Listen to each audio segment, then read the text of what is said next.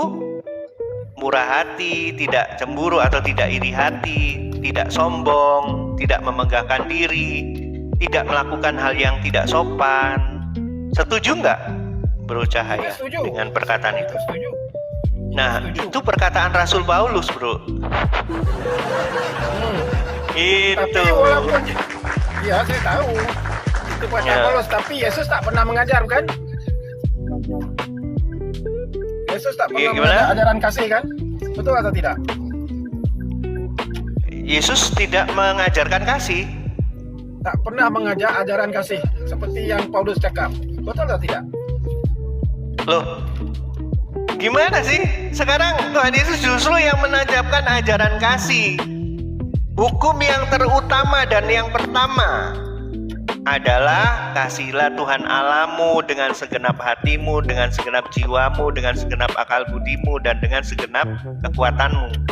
Hukum yang sama dan yang kedua, ya, kasihlah sesama manusia seperti dirimu sendiri. Dan di penjelasan yang lain bahkan Tuhan Yesus mengajarkan apa? Kasihilah musuhmu dan berdoalah bagi mereka yang menganiaya kamu. Apakah itu bukan ajaran kasih? Setuju nggak dengan perkataan Tuhan Yesus? Kan? Bukannya menjadikan dia Tuhan. Loh. Kasih kepada Allah bukan menjadikan Yesus Tuhan. Ya. Jadi gini ya. Sekarang gini. Kira-kira kalau bukan Tuhan, ya sekarang kalau bukan Tuhan, kira-kira ada nggak yang mengatakan seperti ini nih? Ya.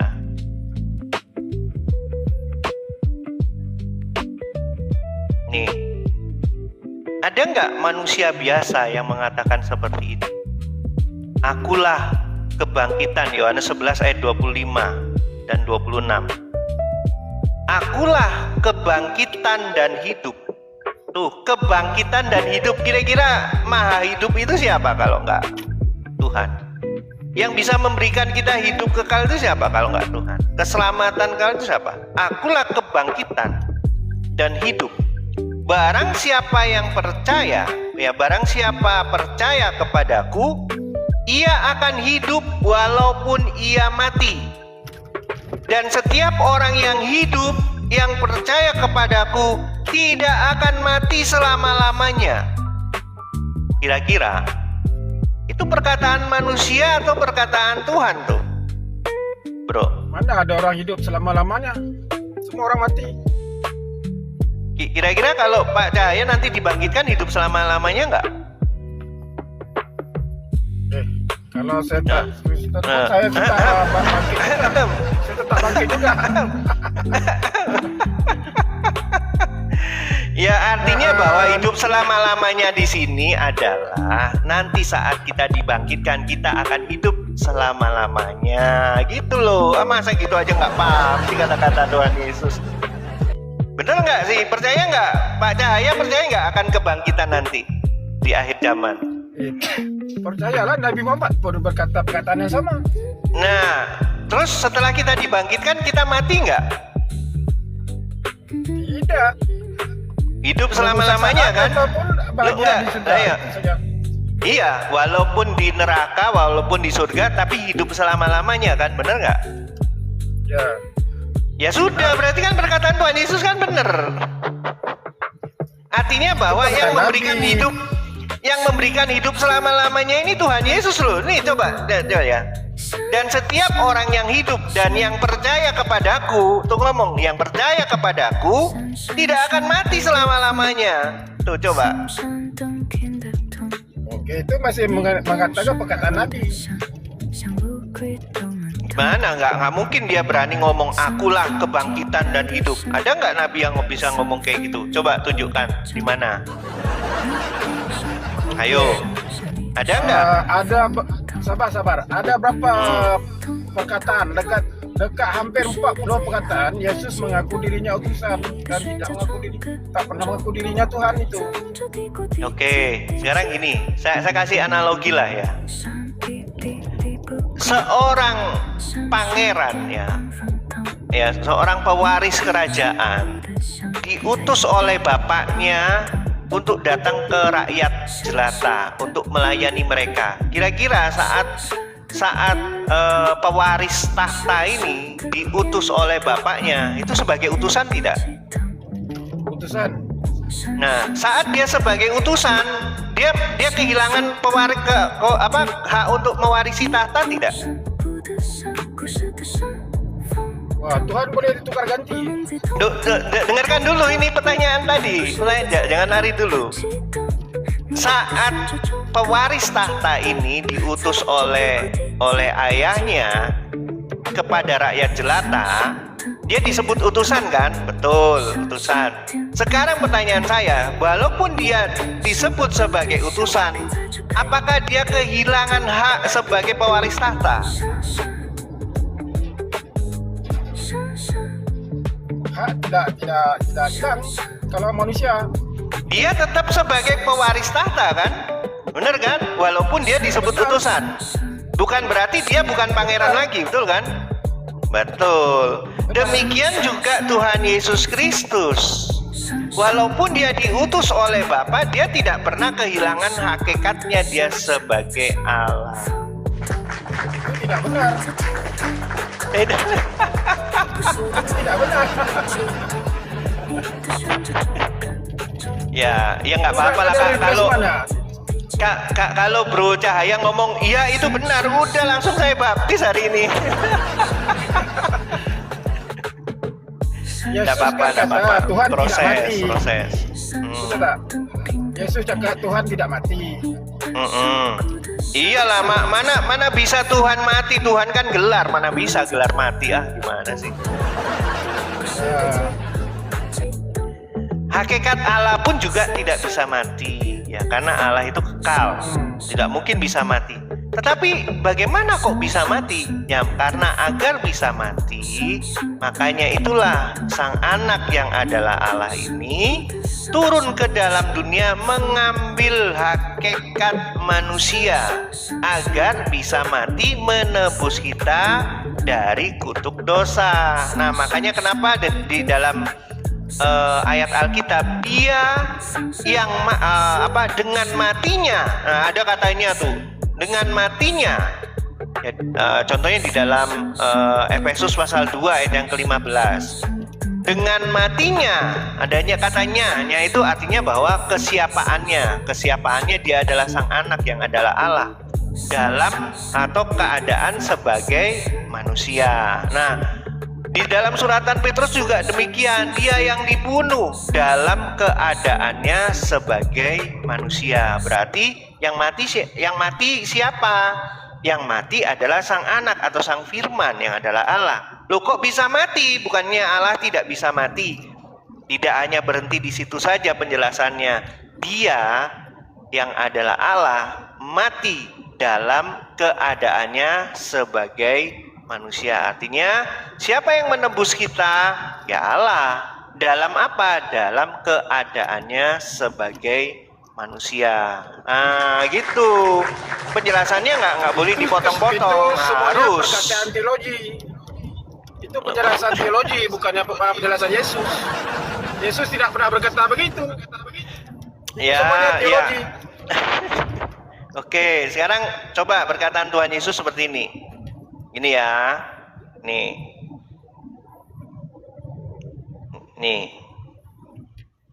bentar ya, nih.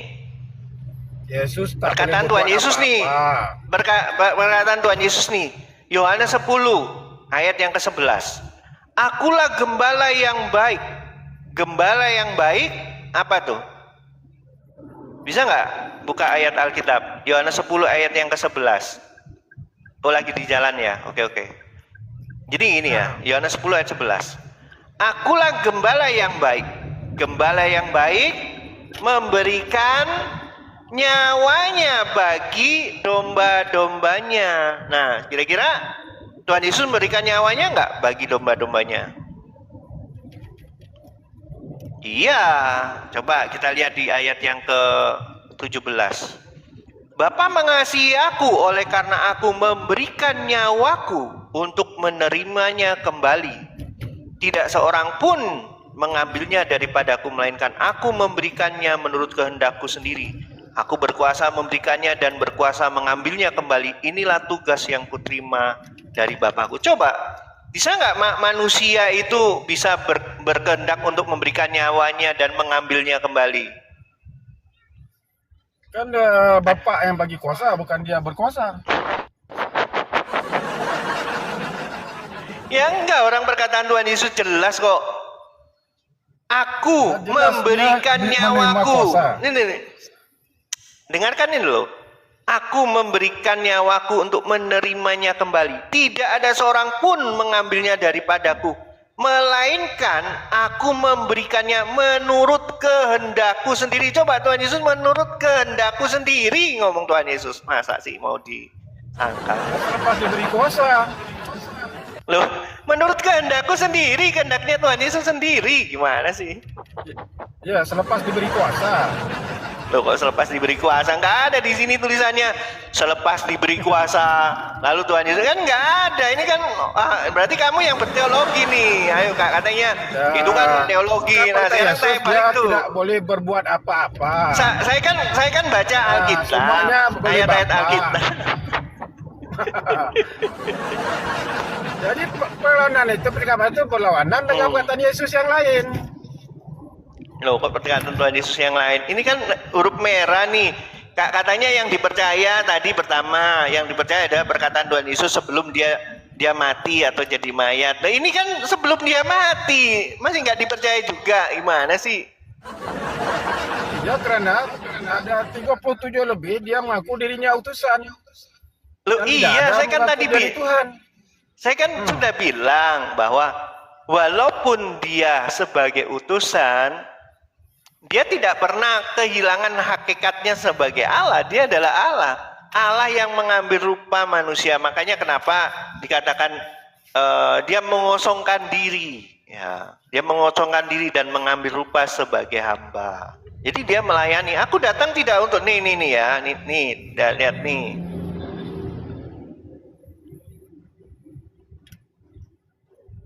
Nih, Tuhan Yesus ngomongnya seperti ini. Sama seperti anak manusia. Siapa yang disebut sebagai anak manusia? Tuhan Yesus. Datang bukan untuk dilayani, melainkan untuk melayani. Dan untuk memberikan nyawanya menjadi tebusan bagi banyak orang. Loh, ini perkataan Tuhan Yesus sebelum meninggal loh, sebelum mati. Ayo, percaya enggak? Iya, tetap ya seorang utusan, tak boleh jadi Tuhan. Karena Tuhan tidak boleh mati. Ya. Oke, sekarang perkataan Tuhan Yesus lagi nih. Nih, perkataan Tuhan Yesus. Masa ya nggak dipercaya lagi nih. Yohanes 13 ayat 13. Ini kan sebelum ini kan. Nih. Sesudah ia membasuh kaki mereka, ia mengenakan pakaiannya kembali ke tempatnya. Lalu ia berkata kepada mereka, mengertikah kamu apa yang telah kuperbuat kepadamu? Kamu menyebut aku guru dan Tuhan, dan katamu itu tepat, sebab memang akulah guru dan Tuhan. Coba.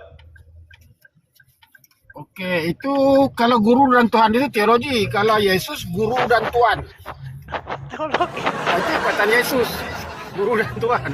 Kalau guru dan Tuhan itu teologi. Betul tak, Pak? Guru dan Tuhan itu teologi itu. Sekarang kata Tuhan itu diambil dari kata apa sih? Bahasa apa sih? Kan kamu kan mintanya Tuhan. Nah, kata Tuhan ini kan diambil dari kata apa? Kata kurios atau adon. Gitu loh. Ya sudah. Ya ini. Bahasa Indonesianya Tuhan. Kenapa tak pakai tios, dia guna kurios? Loh, sekarang gini ya. Kira-kira pencipta itu juga disebut sebagai Tuhan nggak? Sang penguasa nggak? Sang penguasa, sang pemilik. Ya. Tuhan betul, kan? boleh jadi Tuhan. Tuhan tak boleh jadi Tuhan. Loh. Tuhan boleh jadi Tuhan. Tuhan tak boleh jadi Tuhan. Ya. Betul. Tetapi kenyataannya perkataan daripada Rasul Yohanes mengatakan bahwa dia adalah Allah, maka Allah menjadi manusia menjadi relevan. Kalau manusia menjadi Allah, itu nggak relevan. Tetapi kalau Allah menjadi manusia, itu relevan, bro. Gimana sih? Nah, Yesus kan kata kalau Tuhan itu Nah, sekarang kalau pertanyaan siapa saya nampak gini. boleh mati. Sekarang pertanyaan saya gini, bro. Ada nggak yang mustahil bagi Allah? Ada? Oh, berarti ada. Ada. Allah itu yang Ada? yang dia nggak bisa kerjakan. Ada. Terbatas dong. Mustahil Tuhan nak jadi najis babi. Betul atau tidak? Kenapa? Kenapa? Tuhan logik tak Tuhan nak jadi najis babi? Najis loh. Sekarang Tuhan itu kan untuk tak logik menjadi kan? sesuatu atau memberikan sesuatu itu kan ada pasti ada faedahnya kan gitu. Iya kan? Kan nggak mungkin iseng gitu kan, nggak mungkin. Allah kan Jadi, untuk mustahil jadi manusia. berbuat sesuatu, ya berbuat sesuatu itu kan pasti harus ada faedahnya, betul nggak? Ya, Betul kalau jadi nggak? manusia apa faedahnya? Apa faedah menjadi Loh. manusia? Ada faedahnya. Apa faedahnya? Nah, iya, ada Apa gimana sih? faedahnya? Apa faedahnya? Ada faedahnya. Faedahnya itu adalah sebagai media kurban bagi kami. Bagi kita, itu bagi penghinaan dari Tuhan, penghinaan pada Tuhan itu. Loh, kok penghinaan bagi Tuhan? Orang maunya Tuhan seperti itu kok, gimana sih? Kok kita mau mendikte Tuhan? Ya maunya Tuhan dong. Masa ya kita yang dikte Tuhan? Sekarang Tuhan yang nurut kita atau kita yang nurut Tuhan? Ayo. Nah, itu namanya kamu bukan Kristen sejati. Loh. Kamu mengikut teologi pada Yesus, itu maknanya. Ya enggak lah, justru kita ini ngikuti Tuhan, ya apa kata Tuhan. Kalau memang dia datang dan menyerahkan nyawanya untuk kita, ya masa ya kita tolak perkataan Tuhan Yesus, kan gitu. Itu Ada Yesus bercahaya. pernah berkata begitu? Tak pernah. Yesus tak pernah berkata begitu. Enggak pernah gimana sih? Itu perkataan teologi. Lu kok perkataan teologi, orang perkataan merah sendiri lo mengatakan, ya akulah gembala yang baik memberikan nyawanya bagi domba-dombanya, kan gitu. Terus akhirnya Tuhan Yesus juga mengatakan, Bapa mengasihi aku oleh karena aku menyerahkan nyawaku. Oh kan, berarti itu apa? Teologi. Nah, Yesus pun berkata dia hanya diutus untuk domba-domba. Loh, kok larinya ke utusan lagi, astaga. Dia masih utusan. Dia tak pernah Ya, mengaku. itu juga menarik ya. Perkataan bahwa aku hanya diutus oleh domba-domba Israel gitu. Karena kalian kan selalu ngomong, oh Yesus Kristus ini cuma untuk bangsa Israel gitu. Nah, itu kan hanya comot ayat itu saja. Kan ayat lengkapnya kan nggak seperti itu. Kan nggak gitu. Nah, itu kan berbicara tentang saat dia dimintain tolong ya.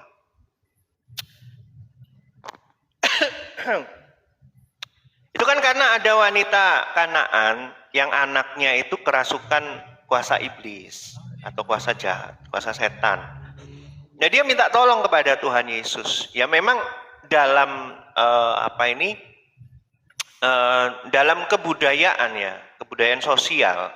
Ya kebudayaan sosial bahwa orang Yahudi dilarang bergaul akrab dengan orang yang di luar Yahudi. Jadi memang ada pembatasan sosial saat itu, gitu ya. Jadi ada pembatasan sosial, makanya kenapa saat wanita Kanaan ini meminta tolong kepada Tuhan, Tuhan harus melihat hati daripada atau kesungguhan hati daripada wanita ini. Makanya kenapa dia berbicara seperti itu. Aku hanya diutus oleh domba-domba Israel. Nah, kalau memang wanita ini tidak sungguh-sungguh meminta tolong kepada Tuhan Yesus, maka wanita ini akan pergi meninggalkan Tuhan Yesus karena tersinggung dengan perkataan itu. Tapi kenyataannya wanita itu tidak tersinggung. Dan ada lagi kata-kata Tuhan Yesus kepada wanita ini, tidak layak. Ya ini ya, saya lanjutkan ya. Itu di Matius pasal 15. Tetapi perempuan itu mendekat dan menyembah. Ini kan Tuhan Yesus mengatakan ini, aku diutus hanya kepada domba-domba yang hilang dari umat Israel. Tetapi perempuan itu mendekat dan menyembah, ia sambil berkata, Tuhan, tolonglah aku. Coba, perempuan ini menyembah loh. Tetapi Yesus menjawab, tidak patut mengambil roti yang disediakan bagi anak-anak dan melemparkannya kepada anjing. Kata perempuan itu, benar Tuhan, namun anjing itu makan remah-remah yang jatuh dari meja tuannya. Nah, ini yang terpenting ya.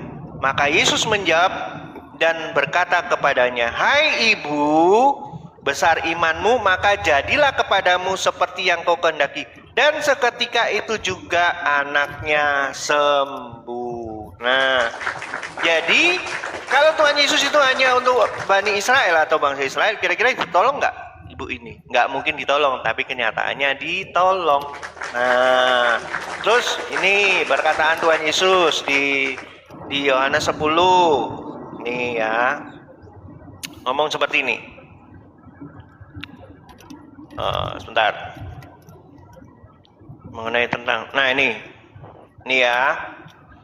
Aku gembala yang baik dan aku mengenal domba-dombaku dan domba-dombaku mengenal aku. Nah, domba-domba yang dimaksud ini apa? Orang Israel, ya. Sama seperti Bapa mengenal aku dan aku mengenal Bapa dan aku memberikan nyawaku bagi domba-dombaku. Tuh, diulangi lagi, memberikan nyawaku bagi domba-domba. Lalu di ayat yang ke-16 dikatakan ini, Yohanes 10:16. Ada lagi padaku domba-domba lain yang bukan dari kandang ini. Artinya apa? Domba-domba yang lain di sini berbicara mengenai tentang bangsa-bangsa lain yang bukan dari kandang ini. Domba itu harus kutuntun juga dan mereka akan mendengarkan suaraku dan mereka akan menjadi satu kawanan dengan satu gembala. Nah, ini artinya bahwa Tuhan Yesus tidak hanya untuk bangsa Israel tapi untuk seluruh manusia. Makanya kenapa di dalam Yohanes pasal yang ketiga ayat 16, karena begitu besar kasih Allah akan dunia ini, bukan karena begitu besar kasih Allah akan bangsa Israel, bukan seperti itu. Gitu sih, ya, masih bro. Tetap dia seorang utusan, bukannya Tuhan. Kata-katanya masih dia sebagai utusan, bukannya Tuhan. Ya sudah, nggak apa-apa. Sementara ini sebagai proses itu orang ya. Kristen sejati yang cakap. Aku setuju saja, karena memang mengikut tulisannya begitu. Ya, memang penyesatan itu memang yang namanya penyesat itu selalu menghalangi penginjilan. Itu selalu. Makanya kenapa celakalah mereka. Gitu aja sih Pak Cahaya, mungkin bisa kita rolling ke yang lainnya. Sepertinya Pak Cahaya juga lagi sibuk dari tadi. Keluar masuk mobil terus bicara kan gitu, jadi nggak fokus. Jadi boleh kita rolling ya, karena juga ada yang boleh. Naik. Gimana? Boleh. Oke. Boleh. Next ya, bisa naik ya. Naik tiap hari juga nggak apa-apa, boleh. Karena enak tahu kalau ngobrol seperti ini kan nggak sampai gontok-gontokan kayak gimana gitu kan, betul nggak? Betul. Makanya di room saya aja enak bisa ngobrol saya. Okay. Karena yang memberi hidayah itu Tuhan, saya tak boleh memberi hidayah. Betul. Iyalah betul. Jadi kita ngobrol saja apa yang sudah ada. Ngobrol saja. Ya kalau mengenai tentang apakah Anda akan percaya kepada Tuhan Yesus sebagai Tuhan dan Juru Selamat, ya balikan lagi kepada Roh Kudus yang akan menyertai Bro Cahaya. Kenapa? Karena di dalam pengertian kami bahwa firman Tuhan itu tidak akan kembali dengan sia-sia. Dan iman itu timbul oleh karena pendengaran akan firman Tuhan. Itu Pak Cahaya. Ya, selamat beraktivitas ya. Selamat siang, Tuhan Yesus berkati. Oke, Shalom. salam.